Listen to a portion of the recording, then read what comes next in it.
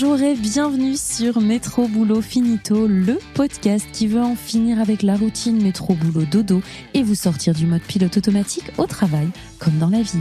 Dans ce podcast, on parlera efficacité, bien-être, management, santé mentale, mais aussi vision du travail de demain. Je m'appelle Marline et je vous aide à booster votre quotidien sans vous épuiser. J'espère que vous êtes en forme parce que c'est parti pour un nouvel épisode.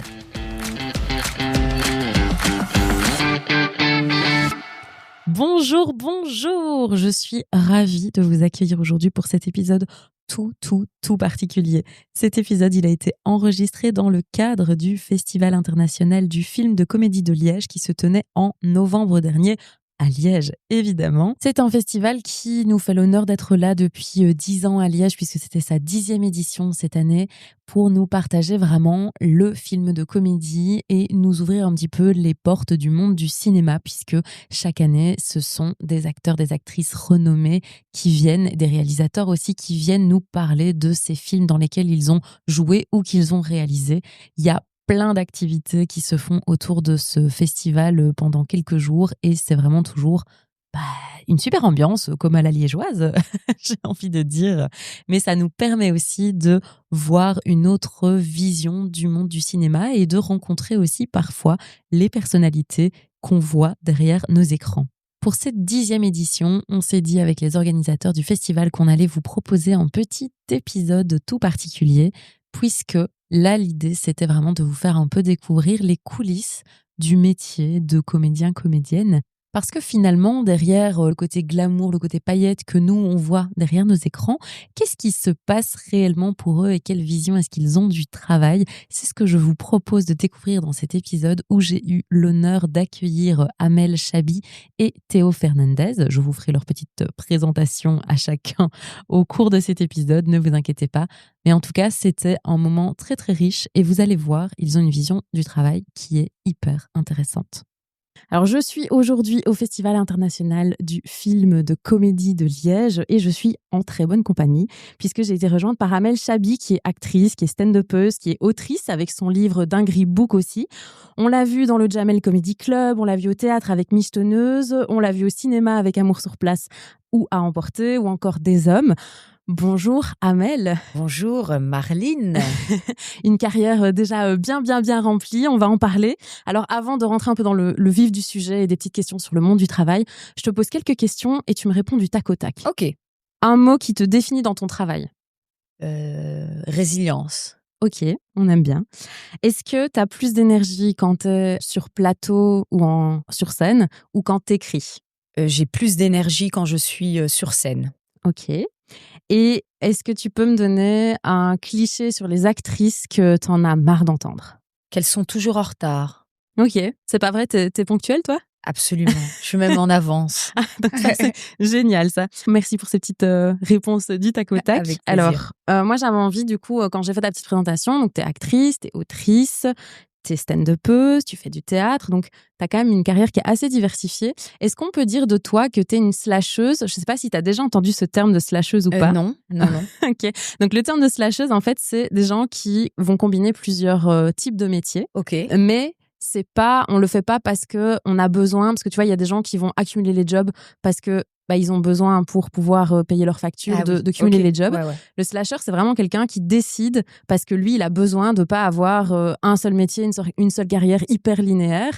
Et du coup, quand je regardais ton profil, je me dis, ça sent un peu la slasheuse par là-bas. Un petit peu. Ouais. Donc, je pense que je suis un peu une slasheuse. Mais au tout départ, c'est pas par choix justement. Ok. C'est parce que quand t'es comédienne, eh bien tu dois pour travailler, tu dois attendre qu'on t'appelle, susciter le désir pour certaines personnes, et puis même quand quelqu'un te veut dans tel ou tel rôle, des fois tu lis les rôles et puis t'aimes pas trop peut-être, tu vois. Et là je me suis dit pourquoi pas écrire ses propres projets. On le fait déjà en stand-up, donc on écrit généralement tout seul au départ. On peut avoir un camarade auteur pour pouvoir, ça c'est génial parce que tu rigoles et puis t'as un œil extérieur. Et après, je me suis dit, en stand-up, on écrit tout seul, pourquoi pas écrire un film, pourquoi pas écrire un livre, pourquoi pas, voilà. se donner du travail, mais se donner les rôles dont on rêve ou les choses qu'on, enfin, le faire soi-même, ne pas attendre qu'on nous le donne. Oui, c'est ça. Ne pas Ouais. attendre que l'opportunité vienne, mais finalement se créer l'opportunité Absolument.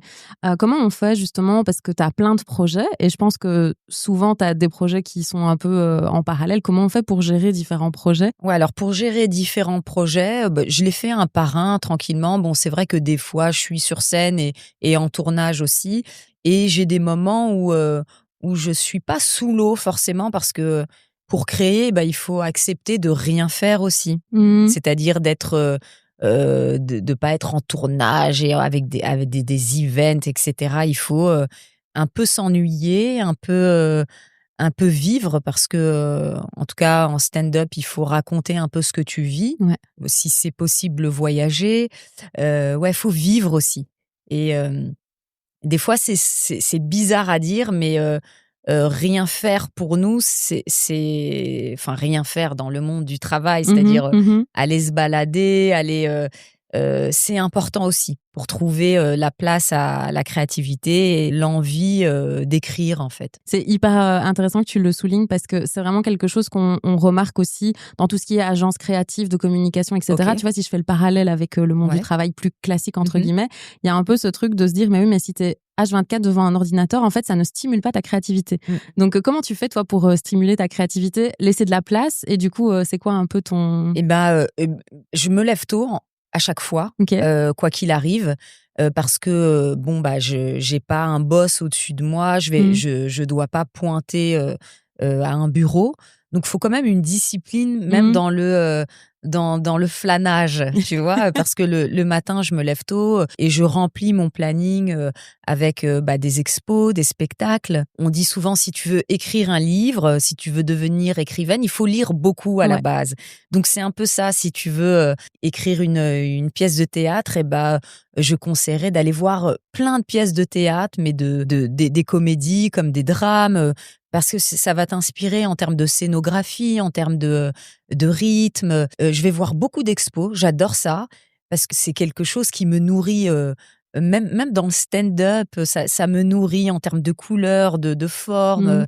ça me donne des idées d'affiches, de plein de choses. Donc c'est un peu ça de temps en temps mon travail aussi. C'est Mhm. un peu cool, j'ai un peu honte de temps en temps, Non, il faut pas. mes proches me disent: «Mais qu'est-ce que tu fais aujourd'hui? Tu bosses demain?» Tu vois? Tu dis: «Oui, oui, je vais à une expo, ensuite au théâtre, après, je vais voir 2 films».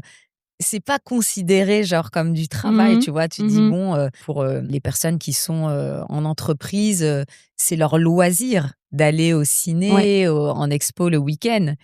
Voilà, moi j'y vais en semaine dès le matin, je déposais mon fils à l'école, et j'étais à la séance de 9 heures, et puis ça me nourrit, je suis, heureuse. C'est bizarre, même quand je dis le mot travail, Mhm. c'est ouais, je suis passionnée, donc c'est un kiff de faire tout ça, mais je le fais quand même, je l'organise bien. C'est ça. Je regarde bien, les films qui vont sortir, les pièces dont j'ai envie, et je les organise dans mon planning. Mhm. Et je vais pas décommander ça parce que c'est mon travail, donc Mhm. si on me dit: «Oh mais non, mais c'est bon, tu vas qu'au cinéma, on peut aller prendre un verre». Non, non, c'est Non. important. C'est hyper important, ça bougera pas, tu vois? C'est vrai que je trouve que c'est hyper important quand tu te fixes des moments de travail, justement. Mais je voulais revenir sur cette notion de, tu dis, ça me fait bizarre de dire travail parce que c'est Oui. une passion. Est-ce que justement, et dans un monde où on est beaucoup dans ce truc de il faut un équilibre entre sa vie privée et sa vie professionnelle, est-ce que le fait que toi, c'est vraiment ta passion, en fait, tu te dis vraiment non, en fait, j'y vais tout le temps, je mets pas de limite, ou comment ça se vit, en fait, ce type de travail-là au quotidien? C'est assez agréable. C'est un peu bizarre parce que, là, la semaine dernière, j'étais en séance de travail avec une co-autrice qui s'appelle, Sabrina Hachemi. On écrit mon spectacle ensemble, donc on a passé, 2 heures et demie, mais vraiment à bosser, sur des blagues. Mais enfin, on a notre carnet, nos stylos, Mmh. l'ordinateur, et on se marre, mais on se marre, et puis à la fin, on en a déduit, on s'est regardé, on s'est dit: «Mais tu te rends compte? Ça fait 2 heures et demie qu'on bosse», parce que sur notre planning, il y a marqué séance de travail Ouais. avec Sabrina, donc c'est hyper important. On reprend un peu les vidéos dans lesquelles j'étais sur scène pour essayer des blagues dans des comédie clubs, on les regarde et on se marre, on est vraiment par terre et on se dit donc là pendant 2 heures et demie on a taffé, donc c'est ça notre travail, ok, donc c'est vraiment ça, à se marrer avec une copine, tu vois, c'est franchement je suis j'ai beaucoup de gratitude et de reconnaissance parce que je me dis j'ai le sentiment d'avoir beaucoup de chance parce que c'est pas un travail pénible, en tout cas. Évidemment qu'il y a des moments de stress, des moments où il y a rien qui sort et là on a un peu peur, on se dit oh Ouais. là là. Mais c'est tout de même plaisant et tout ça c'est du bon stress quoi. Et c'est ça les passions, Ouais. tu te lèves le matin, tu vas pas louper le rendez-vous avec Sabrina Hachemi parce que déjà tu es trop content, tu sais que tu vas rire et puis voilà, et si on trouve pas de blague, c'est pas grave, on cherche et on passe quand même un bon moment et on lâche rien. Quand tu vis de ta passion, c'est une chance, une bénédiction presque, tu vois, tu dis Ouais. c'est trop bien. C'est vrai que c'est hyper bien et on le dit souvent, c'est important de trouver ce que tu as envie de faire ou en tout cas d'être aligné avec ton travail au quotidien et c'est super chouette que tu aies pu le faire. Tu parlais un peu de stress. Comment on fait pour gérer le stress? T'es pas une personne qui va travailler et puis à 9h, à 17h, tu rentres chez toi et puis voilà. Donc cette exposition médiatique et toute cette pression qu'on peut avoir aussi autour de la carrière, comment est-ce que ça c'est facile à gérer ou pas? C'est pas évident, il faut j'ai le sentiment qu'il faut prendre un peu de recul avec tout ça. Moi, j'aimerais pas être trop connue. Je sais pas comment te dire. Je suis juste bien connue. C'est bizarre. C'est juste bien. Pas trop pour. Je donne un exemple. Par exemple, quelqu'un de très connu, on va dire Omar Sy, que j'aime beaucoup. Ouais. J'ai l'impression, enfin, il peut pas marcher dans la rue. Ouais. Tu vois, quand t'es connu comme moi, tu peux quand même marcher dans la rue. Tu crées pas d'émeutes et c'est des choses assez discrètes et bienveillantes, des clins d'œil dans la rue. Et aussi quand t'es très très connu, quand t'es médiatisé, il y a quelque chose à garder. J'ai l'impression, tu vois. Si tu travailles moins, t'es moins connu, donc. Je pense qu'il y a aussi cette pression-là de oh là là, si cette année je fais pas trop de films, oh là là, ça voudra dire que j'ai moins la cote peut-être.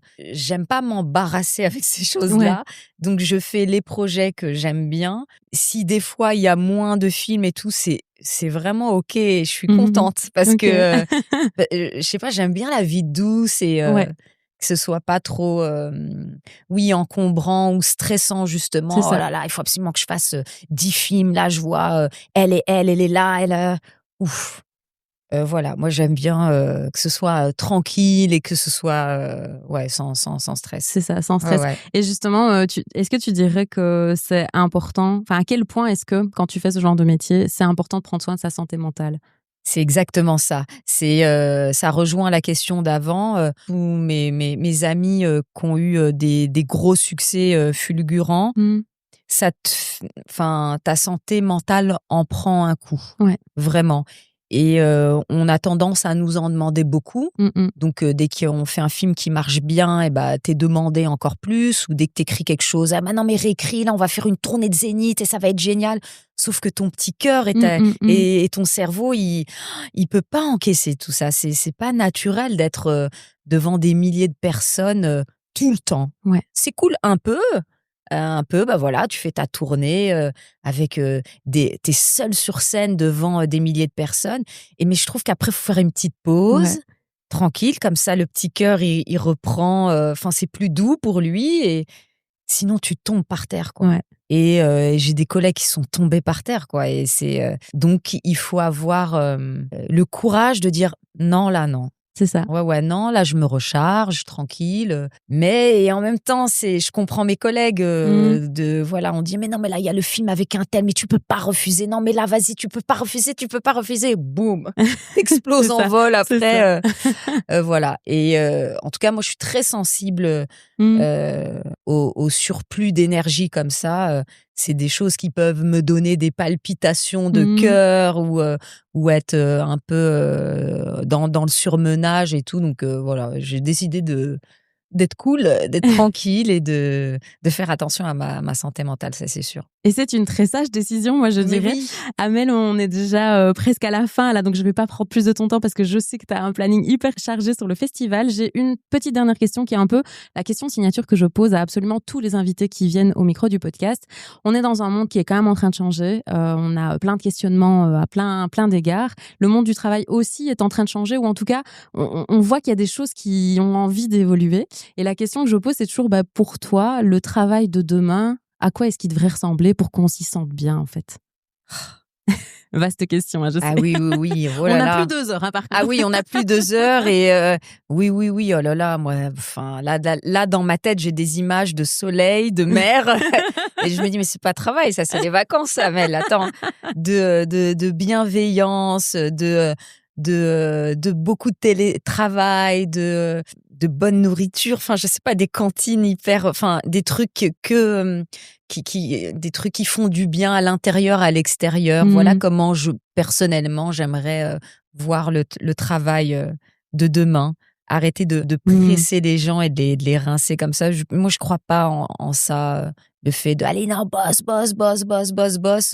Enfin, bosse un peu, mais je pense que tu auras de meilleurs résultats finalement. Ça, ce n'est que mon avis. Après, de ce que je vois là qui est en train de se faire, tout est en train de se faire maintenant sur les réseaux, sur l'ordinateur. Il y a beaucoup moins d'interactions humaines, j'ai le sentiment aussi. Donc voilà, il va falloir trouver un bon mixte avec tout ça, parce que la technologie, c'est super aussi. Mais bon, il va falloir être au bon endroit et bien doser tout ça. Mettre le curseur entre l'humain et la technologie. Ouais. Amel, merci beaucoup. Qu'est-ce qu'on peut te souhaiter pour la suite ? Alors, qu'est-ce qu'on peut me souhaiter pour la suite ? Toujours des jolis films, des jolis projets, des pièces de théâtre, du stand-up. Voilà, ça me rend heureuse tout ça. Et ouais, de l'amour, de la famille et de l'amitié. Eh ben, on te souhaite tout ça. En tout cas, les auditeurs ne le voient pas, mais moi, je vois ton sourire. Tu m'as donné un sourire là pendant cet échange-là. Tu m'as transmis cette passion. Donc, merci beaucoup d'avoir partagé ça avec moi au micro. Merci Amel, à toi. Très bonne journée. Bonne journée. Je suis maintenant en compagnie de Théo Fernandez, qui est acteur que vous avez certainement vu au cinéma pour son rôle de Donald Tuche dans Les Tuches, ou encore pour son rôle de Gaston Lagaffe dans Gaston Lagaffe, encore dans La Guerre des boutons. Il a fait des téléfilms, des séries TV. On l'a vu aussi dans Danse avec les stars. Brièvement. Fallait pas cligner des yeux, mais on m'a vu, ouais. Brièvement. Et puis, est-ce que je peux dire un acteur entrepreneur, puisque tu as aussi lancé une école d'acting Anyone à Paris. Ouais. Bonjour Théo. Bonjour. Alors Théo, je te pose quelques petites questions. Tu réponds du tac au tac. Et puis après, on rentre un peu dans le vif du sujet. Ça va pour toi ? Yallah. Le type de personnage que tu joues et qui te met le plus à l'aise, ou en tout cas que tu es le plus à l'aise de jouer ? Introverti, timide, mélancolique. Ah ouais ? C'est ce qu'on me donne le plus comme rôle, cérébral. Et j'imagine que c'est quelque chose qui me va bien. Donc je suis un peu à l'aise là-dedans. Mais ça m'excite de moins en moins. Ouais, parce que ça te challenge moins du coup. Ouais, ça me challenge moins. Ouais. Mais du coup, c'est là où je suis le plus à l'aise, j'imagine. Ouais, ok. Un mot qui définit tes tournages de manière générale. Waouh. Introspection, je dirais. Ok. Ouais, je suis assez solitaire. Un tournage, c'est une sacrée fourmilière. Il y a plein de gens. Et j'adore retrouver ces gens après la journée de tournage. Mais pendant le tournage, je suis assez dans ma bulle, tout seul. J'ai du mal à sociabiliser. Ok. Donc, c'est un peu introspectif. Ok. J'imagine. Ouais, super. Justement, en tournage, le truc le plus inattendu qui t'est arrivé une fois. Alors là, j'ai fait un filtre immense.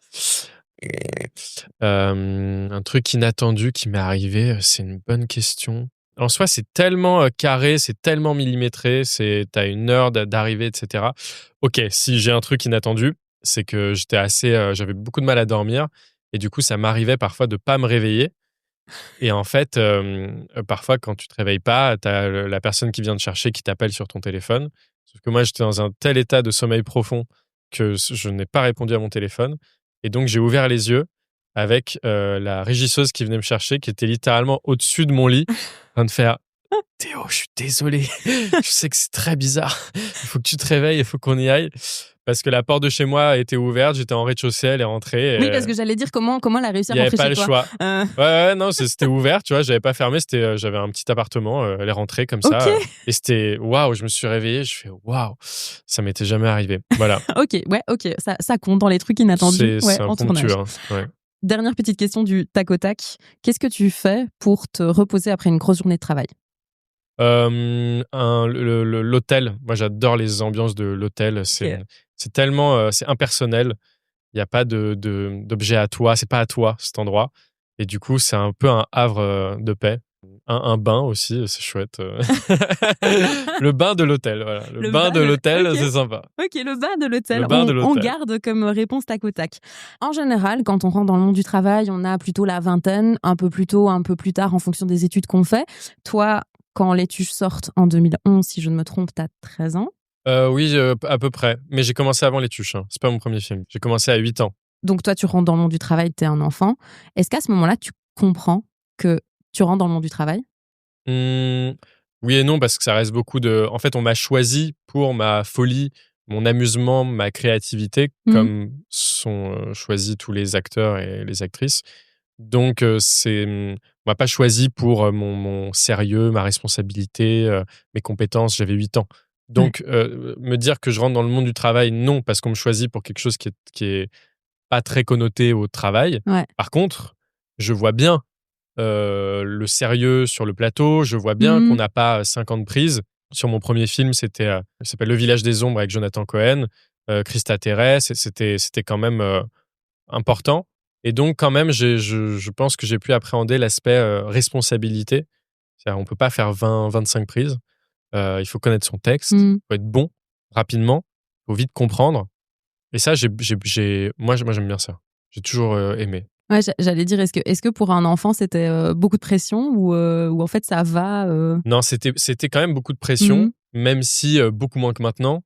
Parce que quand t'es enfant, tu réalises pas tout, tu te juges pas encore trop. Donc, de la pression normale, quoi, comme un stress pour un contrôle de maths ou j'en sais rien. Alors qu'aujourd'hui, la pression, elle est plus dure à gérer parce que j'ai conscience à 100% de tous les enjeux. Mais j'ai toujours aimé cette pression, ce challenge. Pour moi, le travail, ça implique forcément de la difficulté, ce qui n'est pas forcément vrai. Mais pour moi, c'est comme ça que j'aime le travail. Quand c'est difficile, c'est pas évident, c'est challengeant. Voilà, tout ça, quoi. Ouais, c'est ça. Donc toi, ta vision du travail, c'est vraiment d'aller chercher le challenge, en fait. T'aimes pas si tout cool pépère, tout va trop cool, quoi. Et c'est un peu comme le sport, c'est qu'au final, ça fait mal, c'est dur. On se déchire les muscles, littéralement, quand on fait du sport. Mais c'est le après qui est satisfaisant.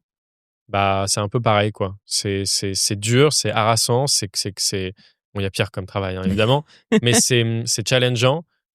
Tout ça pour un tout petit moment où tu te dis, waouh, j'ai réussi à faire ce que je voulais faire. Je trouve que c'est chouette, quoi. C'est ça. En fait, tu le fais pour ce petit moment-là, quoi. Ouais. Bah, c'est que il y a pas de, j'aime pas quand il y a de la récompense sans effort. Ce qui est dans notre société souvent le cas.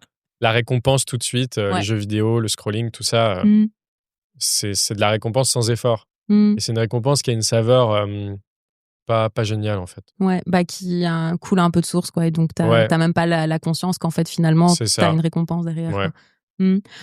Tu parles de pression, justement. Toi, tu fais quand même partie, je pense, ou en tout cas, t'es à cheval entre la Gen Z et les millénials en fonction de qui le définit comme auteur, on va dire. Mais on parle beaucoup de cette Gen Z qui, justement, dans ce monde du travail, veut plus d'équilibre entre sa vie privée, sa vie professionnelle, veut du sens au travail, etc.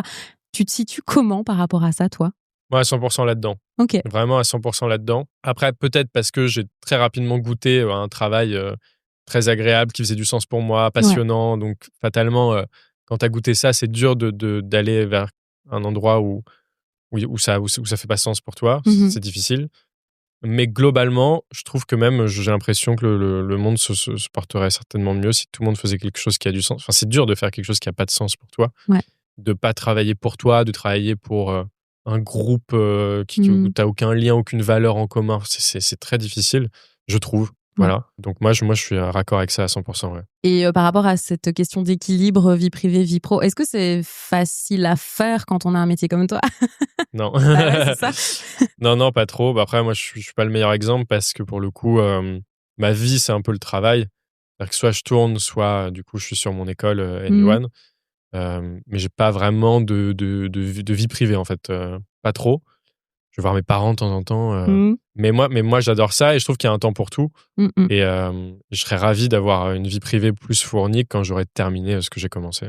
Ok. Voilà. Donc ouais, en fait, j'aime beaucoup cette idée de, en fait, on peut faire tout ou avoir plein de choses, ou en tout cas avoir différents types de vie, mais peut-être pas à la même intensité ou au même degré tout le temps. Quoi. Ouais, c'est ça. Il y a un temps pour tout, comme tu le dis. Justement, tu as parlé aussi d'Anyone, on va y revenir. C'est quoi un peu l'histoire de cette école? Pourquoi tu l'as lancée? Raconte-nous un petit peu cette idée-là. Bah, justement, moi, j'adore tourner, mais tourner, c'est beaucoup obéir à la vision de quelqu'un, se laisser porter par le vent, attendre qu'on t'appelle. Parfois, c'est être assez passif, en fait. Et il me manquait d'être actif dans ma vie. Et là, toutes les étoiles se sont alignées. C'est que j'ai commencé à coacher des gens en acting. Et j'ai remarqué que certains, j'ai pu quand même les amener assez loin, à passer des castings assez importants, à rentrer dans des agences, etc. Et ces gens qui n'habitaient pas à Paris. Et quand j'ai compris que, en fait, quand tu n'habites pas à Paris, c'est quasiment impossible pour toi de devenir acteur, ou quand tu as un job ou des études, ça paraît complètement incompatible. Devenir acteur avant Anyone, c'était je dois tout quitter pour aller à Paris et croiser les doigts. Ouais. Et je me suis dit, attends, il y a un truc à faire parce qu'il y a tellement de gens qui ont du talent.